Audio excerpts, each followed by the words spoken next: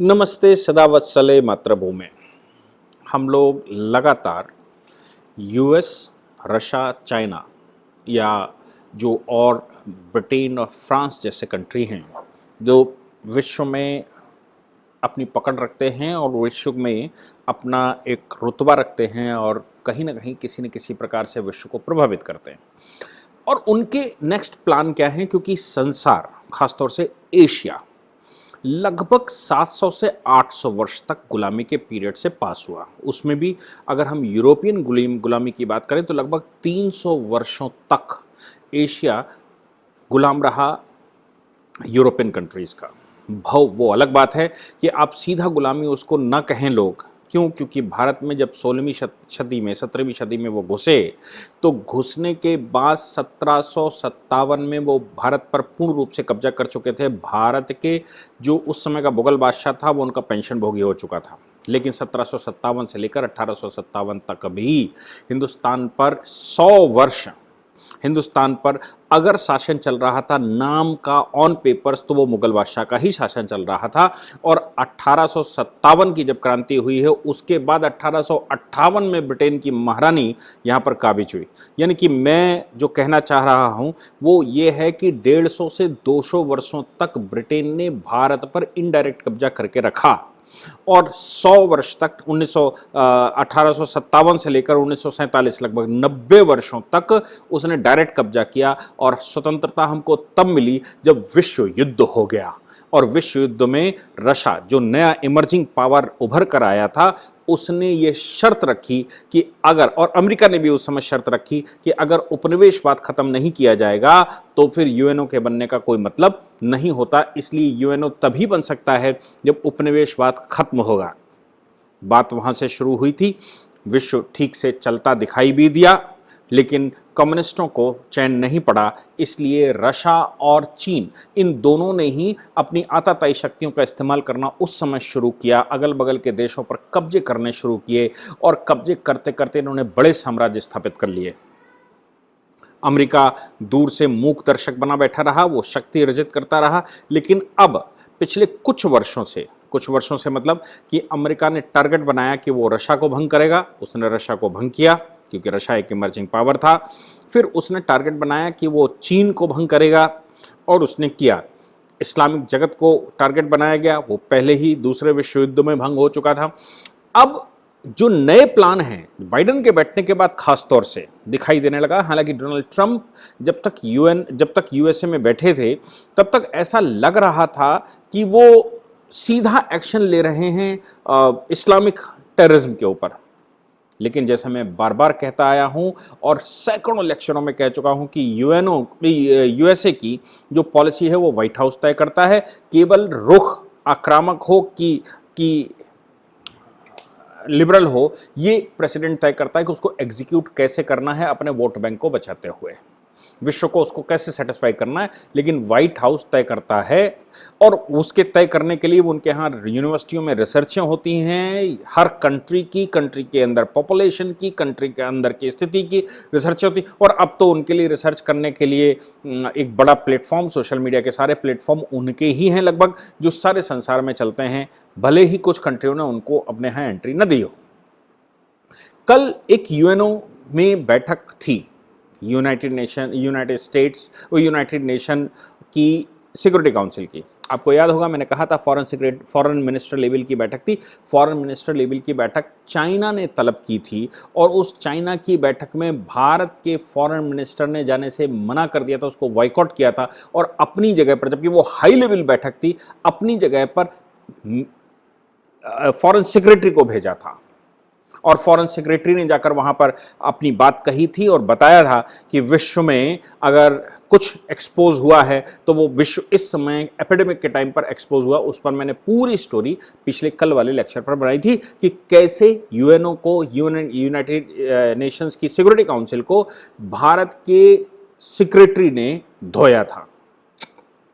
आज एक जो अंदर उसके बाद टॉक हुई खासतौर से 5 देशों की। 5 देश कौन से? जो परमानेंट मेंबर हैं, जिन्होंने यूएनओ बनाया था और बनाते समय सारी चौधराहट संसार की अपने पास रखी थी। रशिया, चाइना बहुत बाद में आया, हालांकि चाइना को मेंबरशिप दिलवाने में हमारे यहाँ के नेहरू जी का बड़ा भारी योगदान था। और चाइना, लेकिन वो उस समय नेशनलिस्ट चाइना था, बाद में कम्युनिस्ट चाइना 1973 के लगभग या उससे कुछ पहले आया। उससे पहले तक अगर चाइना का रिप्रेजेंटेशन कोई करता था तो वो ताइवान करता था। ताइवान का मतलब था कि वही चाइना कहा जाता था, क्योंकि ओरिजिनल चाइना की जो सरकार है, जिसको नेशनलिस्ट चाइना कहते हैं, वो इस समय ताइवान में बैठी हुई है। और ये जो चाइना इस समय का दिखाई दे रहा है, ये कम्युनिस्ट चाइना है। कम्युनिस्टों का इलीगल कब्जा उस पर रखा गया और उन्होंने अपना विस्तार किया। यूनाइटेड स्टेट के फॉरेन मिनिस्टर, उनको वहां पर वो सेक्रेटरी कहते हैं, फॉरेन सेक्रेटरी एंटोनी ब्लिंकन ने जो किया और रशिया के साथ और चाइना के साथ जो उनकी हॉट टॉक हुई, हालांकि बैठक चाइना ने बुलाई थी, लेकिन जो हॉट टॉक ब्लिंकन की हुई, वो उसने सारा सब कुछ एक्सपोज कर दिया कि यूएस किस रास्ते पर चलने वाला है। सबसे पहले तो ब्लिंकन ने रशिया और चाइना पर ब्लेम करना शुरू किया कि विश्व को भटका रहे हैं, विश्व को गलत रास्ते पर ले जा रहे हैं, आप लोग एक्सेसिव कर रहे हैं।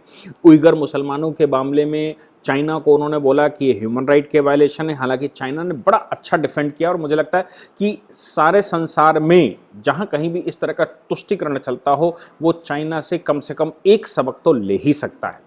जब उइगर मुसलमानों की बात हुई तो चाइना ने कहा कि देखिए, आप हमारे ऊपर एलिगेशन मत लगाइए, ये हम एक्सट्रीमिज्म को रोक रहे हैं। एक्सट्रीमिज्म मतलब जो तुष्टिकरण है, जो अतिवाद है मुसलमानों का हमारे देश में, हम उसको रोक रहे हैं। उसको रोकने के लिए हमको कुछ कोअर्सिव पावर का इस्तेमाल करना पड़ता है, अदरवाइज हमारे देश के अंदर वो डिस्टर्बेंस करेंगे कि हम उसको संभालते नहीं बनेंगे। इसलिए ये हमारा इंटरनल मामला है। इस इंटरनल मामले में हम उइगर्स को कैसे ट्रीट करते हैं, ये हम अंदर से ट्रीट करने वाले हैं। बात ठीक है कि उन्होंने कहा कि एक्सट्रीमिज्म है और यूगर मुसलमानों के मामले में मैं आपको बता दूं कि ये इसको ईस्ट तुर्किस्तान कहा जाता था। और ईस्ट तुर्किस्तान से मतलब है भारत में जो मुगल हैं वो तुर्क और मंगोल भी चाइना के ऊपर का हिस्सा, मंगोलिया और इनर मंगोलिया और आउटर मंगोल और तुर्क जो यहां से थे, इनकी दोनों की कॉमन ब्रीड को मुगल कहा जाता था। आतंक तो इन्होंने संसार में मचा कर रखे थे, इसमें कोई शक नहीं, लेकिन चाइना उनको कंट्रोल कर रहा है और अमेरिका अपनी राजनीति खेलने के लिए उनको प्रेशर में डाल रहा है। तो चाइना उसको ये कहता है कि एक्सट्रीमिज्म को रोकना मेरा अधिकार है और हम अपने देश में एक्सट्रीमिज्म नहीं चलने देंगे। बात तो इनकी ठीक थी कि इतना उन्होंने किया, लेकिन आगे जो डिस्कशन इनके बीच में हुआ वो ब्लिंकन कहता है, यानी कि अमेरिका का फॉरेन मिनिस्टर कहता है कि ह्यूमन राइट पूरे विश्व में हम बहाल करेंगे। डोमेस्टिक ज्यूरिडिक्शन, आप बड़ा ध्यान से सुनिएगा, बिल्कुल आपको क्लियर हो जाएगा, क्योंकि यूएनओ की आधारशिला, उसका अगर यूएन चार्टर का आर्टिकल 7 पढ़ेंगे तो वो ये कहता है कि पूरे विश्व के जो कंट्री हैं वो सब सॉवरेन कंट्री होंगे और उनके इंटरनल मामलों में यूएनओ को भी इंटरवीन करने का अधिकार नहीं होगा। कॉमन जो गुड एंड बैड हैं उनमें तो यूएनओ आएगा, लेकिन और कंट्रियों के बीच में झगड़े होंगे उनमें यूएनओ आएगा, लेकिन यूएनओ किसी भी कंट्री की सॉवरेनिटी पर किसी भी प्रकार का इंटरवेंशन करने का अधिकार नहीं रखता। लेकिन ये क्या कह रहे हैं ब्लिंकन यहां पर ये कह रहे हैं कि डोमेस्टिक ज्यूरिडिक्शन मतलब कि आपके देश में आपका राज्य, उसका मतलब ये बिल्कुल नहीं है कि आपको हम ब्लैंक चेक दे रहे हैं कि आप देश के अंदर टॉर्चर करें, देश के अंदर एथनिकल क्लिंचिंग करें, देश के अंदर ह्यूमन राइट का वायलेशन करें। अब आप समझ सकते हैं कि अमेरिका क्या करने वाला है। आपको यह मालूम ही है कि यूएनओ के ज्यादातर ऑर्गन्स पर अमेरिका का कब्जा है और फिनिश ऑर्गेनाइजेशंस पर तो सभी पर उसका कब्जा है, क्योंकि वर्ल्ड बैंक की जितनी भी ऑर्गेनाइजेशन है वो सब यूएस बेस्ड हैं और सब में यूएस प्रभावी है। उस समय यूएस ने विक्टिम कार्ड खेला था जब यूएनओ बना था। क्यों? क्योंकि यूएस तटस्थ था, दूर से देख रहा था और यूएनओ पर और यूएस पर हमला जापान ने कर दिया था पर्ल हार्बर पर, इसलिए उसने ये विक्टिम कार्ड बताया कि हमने नागासाकी और हिरोशिमा पर जो बम फेंके हैं वो अपने बचाव में फेंके हैं और हम तो संसार में डेमोक्रेसी चाहते हैं। बात तो उनकी सही भी थी, क्योंकि वो गुलामों का देश बना हुआ था। संसार भर से जो गुलाम यूरोप ने तैयार किए थे या पकड़े थे, उन सब को उसने अमेरिका में जाकर बसाया था। इसलिए वो उस समय यूएन, उस समय यूरोपियन कंट्रीज को भी ये लगा होगा कि नहीं, ये क्या करेंगे, ये तो सब मिक्स्ड हैं। लेकिन वो कार्ड खेलते हुए इस स्तर पर आ गया है अब कि वो ये कहने लगा है कि किसी भी कंट्री को विश्व के ऐसा जुरिडिक्शन, ऐसा डोमेस्टिक राइट नहीं दिया जा सकता है कि वो अपने देश में लोगों के साथ टॉर्चर करे, लोगों को गायब करे, लोगों के साथ अत्याचार करे और एथनिकली क्लिंचिंग करे, ह्यूमन राइट के वायलेशन करे। इस बात पर रशिया ने उनको आड़े हाथों लिया और आड़े हाथों लेते हुए उनसे कहा कि भाई वर्ल्ड डेमोक्रेसी के तुम ठेकेदार कैसे हो गए? आप मुझे बताइए कि वर्ल्ड की डेमोक्रेसी आप कैसे ठेकेदारी उसकी करने लगे? आपको कोई भी अधिकार नहीं है कि किसी भी कंट्री के अंदर उसकी जो ग्लोबल डेमोक्रेसी है, वो जो डेमोक्रेसी उसके अंदर की है, उस डेमोक्रेसी को ग्लोबल डेमोक्रेसी के नाम से आप इंटरवीन करें। लेकिन ब्लिंकन का कहना था कि हमने विश्व में कहीं भी किसी भी कंट्री में डेमोक्रेसी बहाल करना हमारा कर्तव्य बनता है और हम उसको बहाल करेंगे। ब्लिंकन और चाइना के बीच में हॉट टॉक हुआ। ब्लिंकन मतलब यूएसए और मॉस्को, रशिया के बीच में हॉट टॉक हुआ, और लेकिन ब्लिंकन किसी भी तरह से पीछे हटने को तैयार नहीं। हालांकि उनकी इन एक्टिविटीज को, इस तरह के वक्तव्यों के कि हम विश्व में डेमोक्रेसी बहाल करेंगे, सारे कंट्रियों को सुधार देंगे, सारे कंट्रियों में डेमोक्रेटिक शासन होना चाहिए। अरे भाई, सारे कंट्रियों में डेमोक्रेटिक शासन होना चाहिए, बात ठीक है, लेकिन आप उस पर वॉच कैसे करेंगे? मैं आपको बताऊं कि ये प्लान कितना खतरनाक है, उनके शब्द कितने खतरनाक हैं। विश्व में लगभग 190 बेस अमेरिका ने बना रखे हैं। 1945 से लेकर और 2021 तक 190 बेस अमेरिका ने बना रखे हैं। किसी भी दो कंट्रियों के बीच में अगर झगड़ा हुआ तो उसमें अमेरिका ने एक कंट्री की तरफ से पार्टिसिपेट किया और उसको विक्टिम, उसको प्रोसिक्यूट दर्शाते हुए उसकी मदद के लिए उतर गया और वहां पर उसने बेस बना लिया। बेस बनाने के बाद उसने कहा हम तुम्हारी मदद करेंगे, और कभी भी आज तक उसने कोई बेस खाली नहीं किया। चाहे वो साउथ चाइना सी का मामला हो या कहीं और का मामला हो, अफ्रीका का मामला हो, कहीं भी अमेरिका ने कोई बेस कभी खाली नहीं किया। और अमेरिका ने पूरे विश्व के लगभग हाई सीज में सब जगह अपने वॉरशिप्स लगा रखे हैं, हिंद महासागर छोड़कर।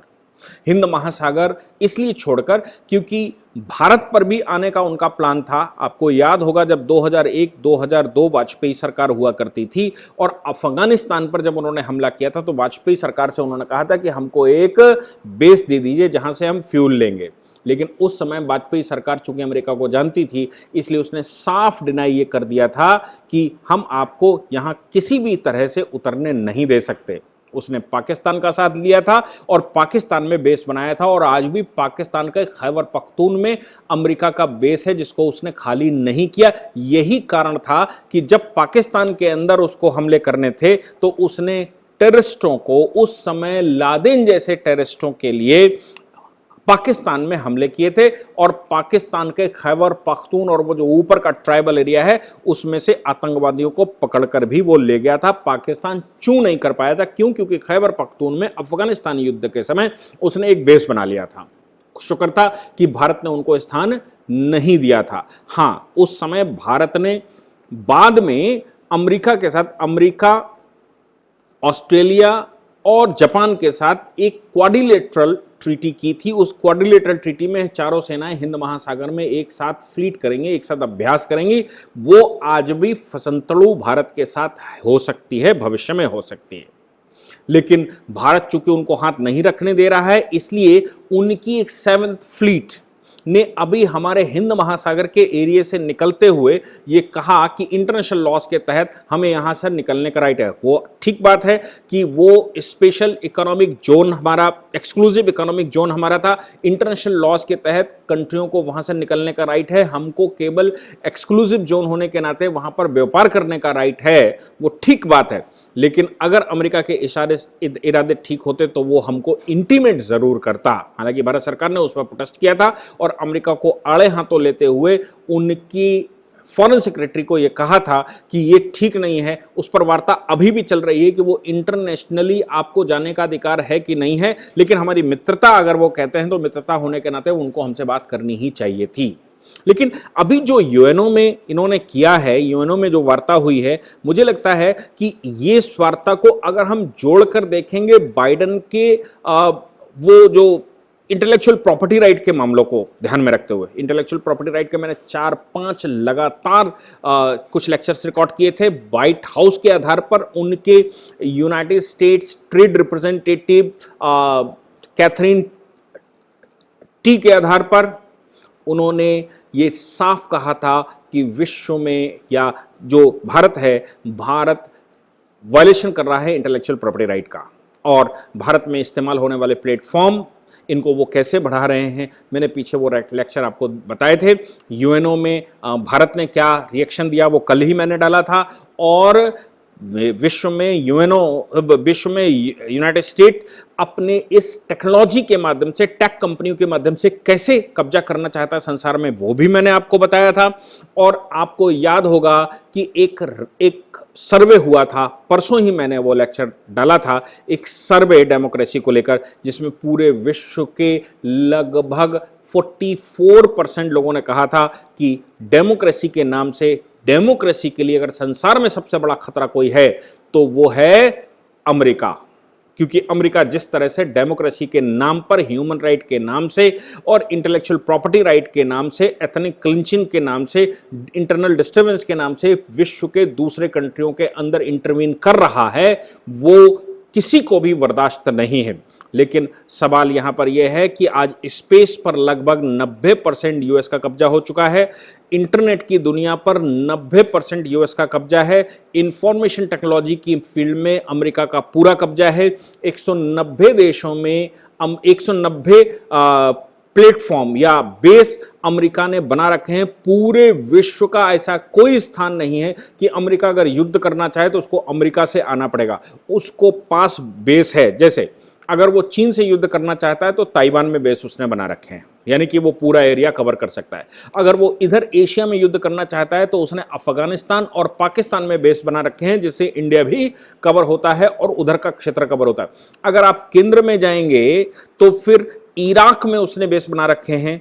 अगर आप ऊपर थोड़ा सा बढ़ेंगे तो यूएई, सऊदी अरेबिया में उसने बेस बना रखे हैं। अगर आप यूरोप में जाएंगे तो यूरोप के चारों ओर उसने अपने बेस छोटे छोटे कंट्रियों में, छोटे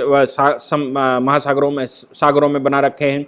और अगर आप अफ्रीका में जाएंगे तो अफ्रीका में, साउथ अफ्रीका जैसे कंट्रियों में उसने अपने बेस बना रखे हैं। केप ऑफ गुड होप में उसने बेस बना रखे हैं। अगर आप अमेरिका कॉन्टिनेंट की बात करेंगे तो फिर आपको सब दिखाई दे रहा है कि वो स्वयं वहाँ बैठा है और उसने चारों ओर से अपने बेस बना रखे हैं। प्रशांत महासागर को छोड़कर पूरे विश्व का जो एरिया है उसमें बेस बना रखा है। सामने उसके 3 महाशक्तियां हैं, चाइना, रशिया और इंडिया। अभी चाइना, पहले रशिया उन्होंने टारगेट किया, फिर चाइना, और अब लगातार वो इंडिया को टारगेट कर रहा है। एथनिक क्लिंचिंग के नाम से, ह्यूमन राइट के नाम से वो लगातार विश्व की बड़ी डेमोक्रेसीज में इंटरवेंशन कर रहा है। अब मुझे लगता है क्या वो ये स्वप्न तो नहीं देख रहा है कि अगर ब्रिटेन का 56 देशों पर कब्जा था तो हम 192 देशों पर कब्जा एक साथ इकट्ठा करेंगे। कैसे? शासक आपका रहेगा, बैठे आप रहेंगे, सिस्टम आप चलाएंगे, लेकिन वो तय करेंगे कि आपके देश में क्या होने वाला है। और इकोनॉमिकली सभी देशों का जो निचोड़ होगा वो उनके पास वहां इकट्ठा होगा, और आपके यहां डिस्टर्बेंस करना, कंट्रियों के अंदर डिस्टर्बेंस करना। आपको याद होगा कि पीछे बहुत बार ऐसा हुआ है, लोगों ने ये रिसर्चें करके बताया है कि अमेरिका 2 कंट्रियों को लड़ता है, अपने डिफेंस इक्विपमेंट बेचता है। अगर वो भारत आया है, F-16 भारत को, F-14 भारत को देगा तो F-16 चाइना को, पाकिस्तान को देता था। अगर एक टेक्नोलॉजी हमको तो दूसरी उसको, एक ऑस्ट्रेलिया को तो दूसरी न्यूजीलैंड को। 2 कंट्री जहां पर लड़ रहे होते हैं वहां पर डिफेंस इक्विपमेंट या डिफेंस की चीजें बेचकर एक जगह पर अपना स्थान बनाना और दूसरे को टारगेट करना, और धीरे धीरे करके उस कंट्री में भी किसी और की न चले तो वो धीरे धीरे करके उसको सब्सिडरी ट्रीटियां करके। आपको याद होगा, अगर आपने ब्रिटेन के जो भारत में कब्जा हुआ उसको ध्यान में रखा होगा तो सबसे पहले सब्सिडियरी ट्रीटियां उसने की थी। हमारे दो राजाओं के बीच जब लड़ाई होती थी तो एक राजा का सहयोग करना और दूसरे राजा के विरुद्ध काम करना, उसके साथ ट्रीटी करना, फिर धीरे धीरे उसके यहाँ अपनी सेनाएं स्थापित करना, फिर अपनी सेनाएं स्थापित करके उसी राजा से उनका पेमेंट करवाना और फिर दूसरे को कब्जा करके एक साथ कर लेना और धीरे धीरे करके साम्राज्यवाद उसने स्थापित कर लिया था। 1857 में पूर्ण रूप से कब्जा और 1926 में वो पैरामाउंट ग्रेट भारत में कर चुका था।